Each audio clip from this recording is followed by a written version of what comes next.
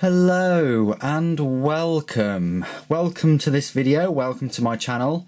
This video is a little bit out of the norm. This video will be a kind of a Spyderco appreciation video. Why I like Spyderco knives, why I prefer them to other knife companies. It really starts off with this knife.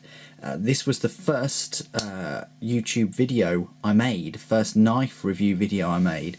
It's the Spyderco UK PK or UK penknife with the CTS BD1 blade steel, designed by Sal Glesser himself and made in Golden, Colorado in America.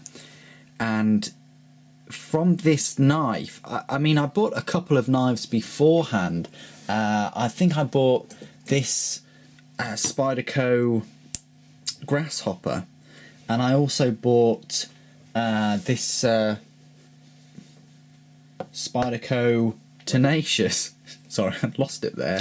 And they were really my first knives, the Grasshopper and the Tenacious. And then I bought the Bug and I think the Honeybee probably, and then got this knife, the UK PK. But it wasn't until this UK PK did my appreciation and love of collecting knives kind of develop and grow.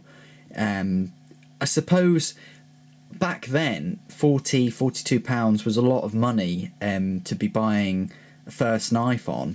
A lot of people do start off with a Spyderco Tenacious because you get many features that are present in a lot of other knives. They're kind of the norm. When I say the norm, we're talking about the handle scales being this G10, kind of like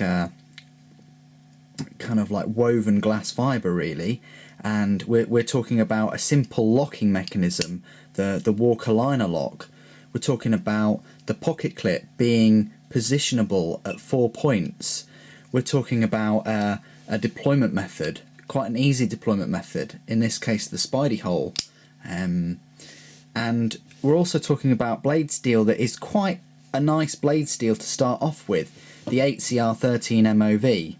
It is a nice blade steel to start off with because yes, it's not as hard as VG10 or S30V or any of the higher steels, but it's a very good steel to start off with your knife collection. To start off with your first knife.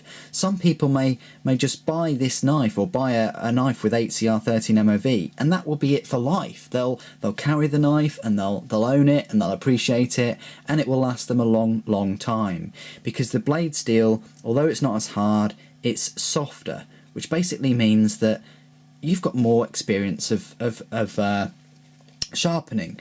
If you go ahead and go for the best and spend 150 odd pounds on a military with S30V steel, you come to sharpen it and you might not have any experience whatsoever. You might mess it up. It's a harder steel, it'll take longer. There's all kinds of different things that could go wrong, I suppose. So that's why, you know, a Tenacious or a UK PK is probably the best knives to start off with, because of their blade steel and their ease of use really. But the reason, I mean, it all started out with Spyderco for me and my appreciation of knives, and it just branched out, and over time I bought knives from many different other companies. I bought Kershaw knives. This is a Kershaw Skyline, very popular knife. I bought some Bulker Plus here, and other knives like Ontario Rat 1s from Randall's Adventure and Training, so Ontario, and CRKT, Columbia River Knife and Tool, and again from very popular make Gerber as well. Alright, so you've kind of got to be, well, not really got to be careful, you've just got to watch out, because, you know, one knife, you buying one knife may suddenly multiply into a whole collection of knives. And I think for me anyway, it's never really been about the purpose. It's never been a big goal to find that one knife to rule them all in a Lord of the Rings kind of way. It's always been just collecting them and appreciating them individually.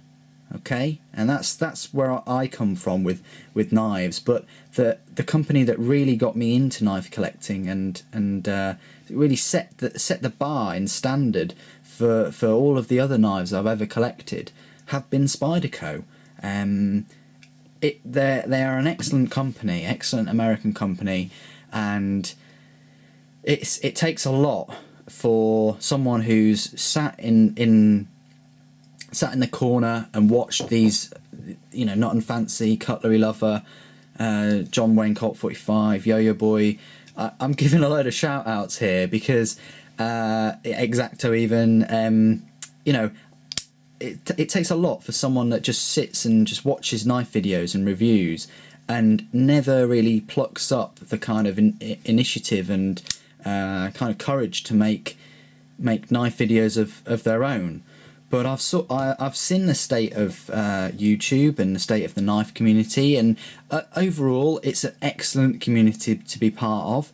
I really appreciate everybody that comes together and comments on knife review videos and new knives that come out. They're an excellent community.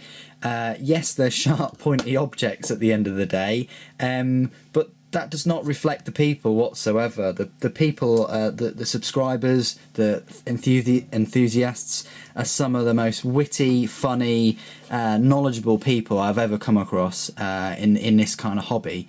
All right, they really know their stuff and their opinions are clear.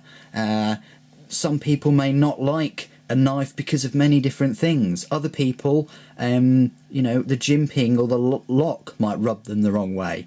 All right, so they're very, very complex people in that regard, and they know a good deal when they see one. The American viewers, you love your Skylines. Why? Because over there it's $25, $28. Crikey, I'd love that to be £25 here, but unfortunately us Brits, we do pay a premium. We pay more than you guys, in at least with Kershaw and Spyderco. Over here one of these is £50, which is about $65. So if you're a knife collector in the UK, you do have to pay a premium, definitely, if you want to get into this hobby. Not also that, is you also have to take it on the chin that even though you're going to be buying a £140 knife or something like that, you have to take it on the chin that because it's locking, you can't carry it around in public. It's illegal to carry, at least not with an extremely good reason. But anyway, so that's twofold. We pay more, and most of the knives in my collection are not legal for me to even walk around the street with.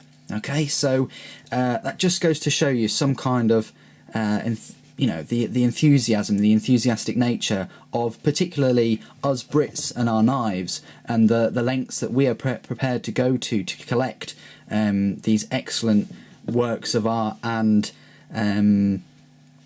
designs and compliments to engineering and technology in terms of blade steels and steels in general.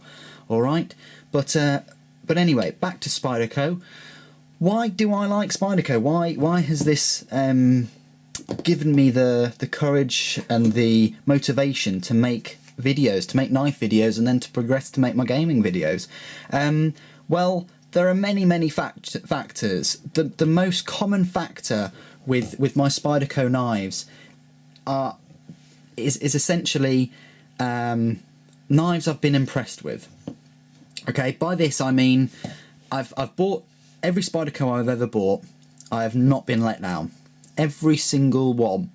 Sure, they may not be as large or as small as I'd hoped or wished for or seen, but at the same time, the build quality. I've never had a dud Spyderco. Fingers crossed.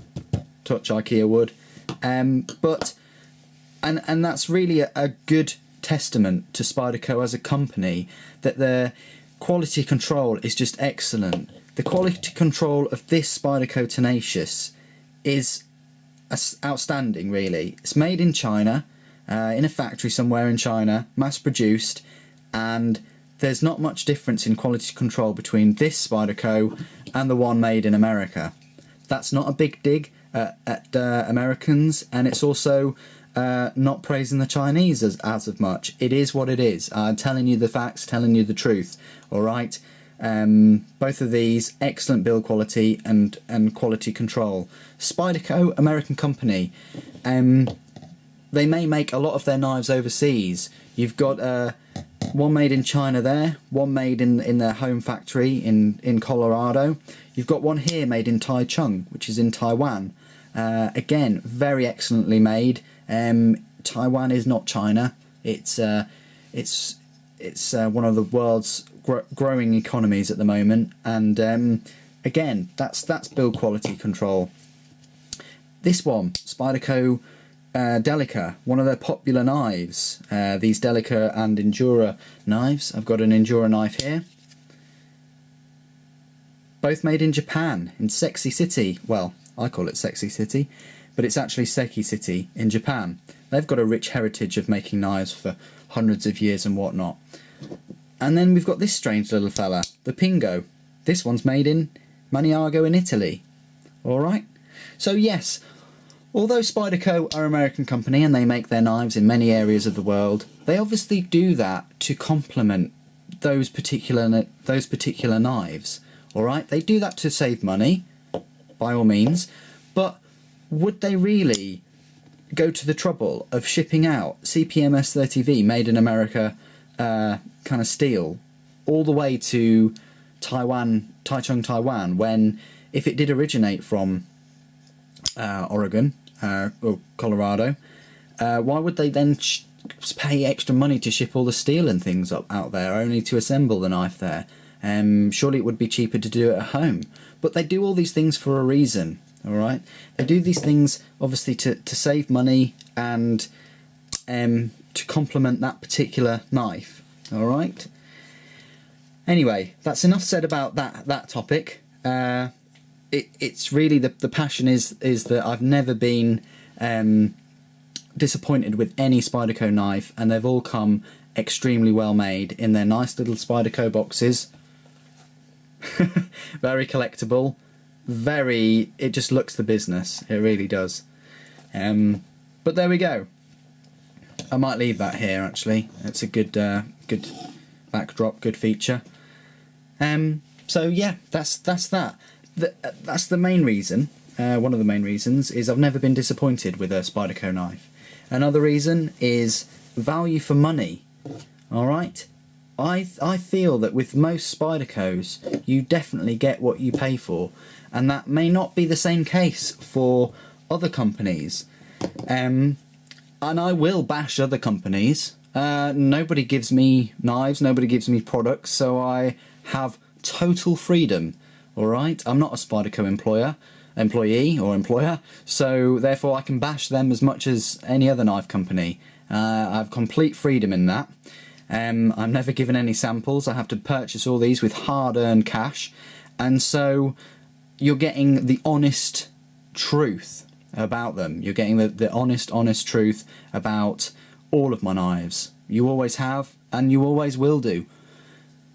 But take this CRKT, for example. Or say steel, polished G10, with the steel bolsters. Yeah, it's a nice knife. Do you really think it's worth 110 quid though? When you could get a Spyderco Sage 1 with carbon fibre and S30V. They're similar prices over here in the UK. Similar prices. If you're just looking for a knife, then I know which one I'd go for. Alright? But if you're looking for something that's a little bit funky and out there, then yeah, maybe the CRKT. But the thing is, about these two knives, was I disappointed with the Spyderco Sage 1 when I first got it? No. Was I disappointed with the Marta Razor? Yeah. Of course I was. I thought you didn't really get what you pay for, and I thought it was quite expensive, and Just bear with me while I move this transition sheet across the camera. There we go, much better. Much better. Alright, so, should have really done that at the start, but I think I've got away with it. Anyway, that's that really. So other knife companies that I've purchased knives from, I have been disappointed. Obviously CRKT are one of them, and that may be because of the pricing. In fact, I would probably rule out that it is definitely the pricing. I'll put my finger on that reason. Another knife company that I've been slightly disappointed with is a German company, but they make a lot of their knives overseas in China. This one being no exception. This is a Burka Plus Trans 42. I did do a rust update watch on here, rust watch, and it did get some rust on it because they bead blasted their OS 8 steel. There's been a few other people on YouTube that have had quality control issues. Other than the rust issue, not really many quality control issues on this knife. But again, slightly disappointed with all of the Burkas I've received, purchased, for the price, for what you get. Was I disappointed with this Spyderco UK PK? No. Did it live up to the hype? Yes. I think for £40 or £42, it just feels like it's worth that much. The steel I believe in. It's very good steel, and the workmanship from America is just nigh on incredible for them to make all of these knives. Alright.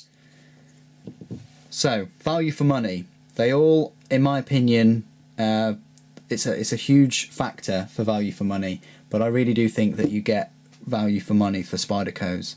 Cost. Big issue for a lot of people. Now, do you really think that a Spyderco Tenacious is worth the £40? Made in China, low-end steel, but it's excellent build quality, you see? Excellent build quality. So, would you say that that's worth £40? Definitely, of course. I don't know why you wouldn't say that's worth £40. We'll compare it with another popular knife, the Ontario Rat 1. This has OS 8 steel, so very similar to 8CR13 MOV, but it doesn't have the G10, the liners aren't skeletonized, it's heavier, you know, the liner is smaller, but that's debatable, you know, and this is slightly cheaper as well. I just feel like with Spyderco you definitely get what you pay for, okay, and I think that the cost, the prices that they put out are very reasonable. Some of them I don't think that are very reasonable, okay. For instance, their sprint runs. I think a lot of their sprint runs are very expensive. I'm sorry, but they are, and they play that fact down. So I will bash Spyderco a little bit slightly. Of course I will, because they know that people will fall over head over heels for them, and they know that they're popular, but at the same time they are limited, so that's why you're paying a little bit extra. But we'll just compare it. This is a Spyderco Endura with VG10 blade steel. It's made in Seki City, Japan. One of those set you back about £66, maybe 70. This is a Sprint Run 2013 Spyderco Calypso with roughly the same length blade, probably a little bit longer, okay. VG10, so same blade steel, made in Japan. Doesn't say Seki City, but I'm quite sure it is in Seki City. It's got the G10 handle scales, so the only upgrade I can see is a slightly longer blade steel and the G10 handle scales. But does that warrant a price hike of well over a double? It's more like 2.5 times more expensive. This is about, let's just say for instance it is £60. It's more than 60, but let's say it's £60, and this one here is 150. So it's 2.5 times roughly more expensive just for the G10, but it's the same blade steel made in the same country. So again, that's I'm bashing Spyderco a little bit there just because of their cost, okay? Because I think some of them cost a lot more, and they play into that fact because there's only 1,000 made. But Spyderco would probably say, well, the reason why they're so expensive is because it costs so much to make a new mould, and we're only making so many of them, so we need to recuperate the cost somewhere. Okay, that's a fair point. Materials. Let's talk about materials. Spyderco use a lot of G10 in their handle scales. Obviously, we've got the Tenacious here. We've got and that uses G10. We've got the Paramilitary 2. This uses G10, but the G10 on the Paramilitary 2 feels more expensive. It feels better. It is better. It's a better quality G10. Alright? But the materials that Spyderco use are top notch most of the time. The G10 on the Paramilitary 2 is excellent top notch material. The carbon fibre with the weave pattern provides excellent grip on the Sage 1, again with the S30V blade steel. Even the FRN of the Delicas and the Endurers is good material, and with the VG10. So Spyderco are really at the sorry if I introduced too many puns here, cutting edge of the knife world in terms of materials. Again, we've got this little Spyderco with this blade steel N690 CO, which is another steel that is cutting edge. Unfortunately, I don't have any higher range blade steels that Spyderco do. Well, I do have this one, which is definitely one of the top blade steels, the Super Blue, which is same kind of edge retention as ZDP 189, but it's much easier to sharpen. So I kind of do have a super steel in a way. But anyway, they really are at the cutting edge of steels and handle materials and things like that. Okay, well, I don't want to make it into a half an hour, 40-minute video. I just want to make it into a short series. This is going to be part 1, by the way, of 2. Alright, so stay tuned next time when I talk more about Spyderco, some of the quality control issues I've experienced with other knives, and I'll talk more about the materials, the designs, and again, direct comparisons. But thank you very much for joining me for this part. Stay tuned for part 2. Thanks ever so much for watching. Please do comment, rate and subscribe. Comment about your appreciation of Spyderco and what they have motivated you to do, because they, in my eyes, have motivated me to make this YouTube channel and to give you lots of knife videos and information. Anyway, thanks again for watching. Take care.